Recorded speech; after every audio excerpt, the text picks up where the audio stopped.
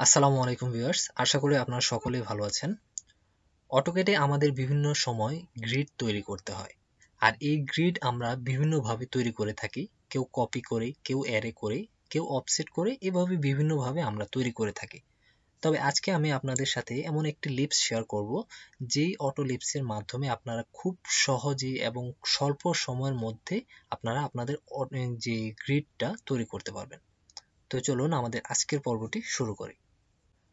তো ভিউয়ার্স, এখানে আপনারা যে ড্রয়িংটা দেখতে পাচ্ছেন, আমরা আজকে এই ড্রয়িং এ গ্রিড তৈরি করব।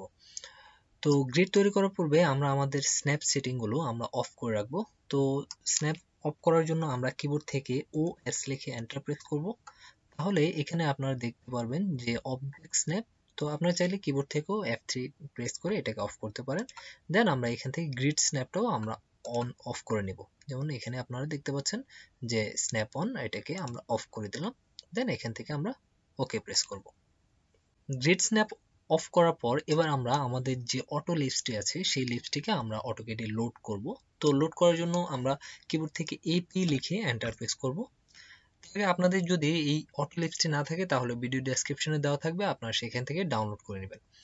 আচ্ছা, এখান থেকে তারপর আমাদের যে অটো লিস্টটি আছে সেটার নাম হচ্ছে drawgrid.lsp। আমরা সেই লিস্টটাকে সিলেক্ট করে দেন এখানে লোডে ক্লিক করব। তারপর আমরা এখানে দেখতে পাচ্ছি সাকসেসফুলি লোডেড। দেন এখান থেকে আমরা এটাকে ক্লোজ করে দেব। দেন এবার আমরা কিবোর্ড থেকে dgrid লিখে, ঠিক আছে, আমরা এন্টার প্রেস করব।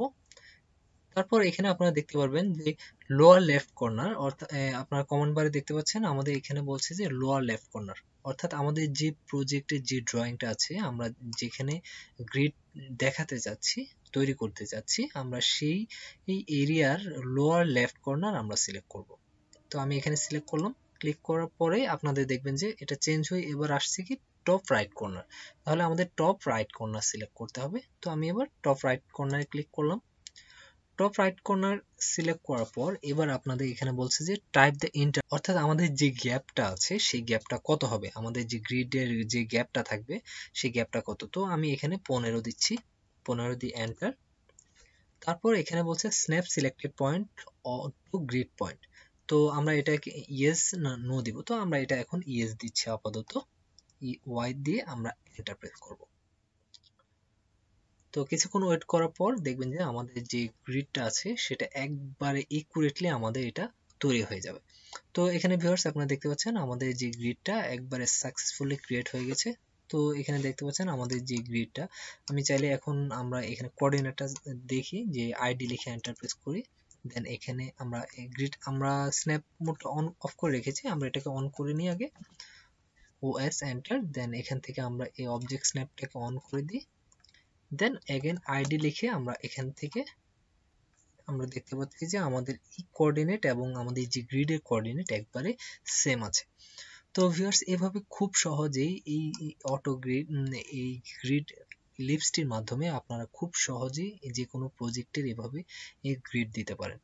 তো ভিউয়ার্স, আশা করি আপনারা বুঝতে পেরেছেন। তো আজকে ভিডিও এই পর্যন্তই। সকলে সুস্থ থাকবেন। আল্লাহ হাফেজ।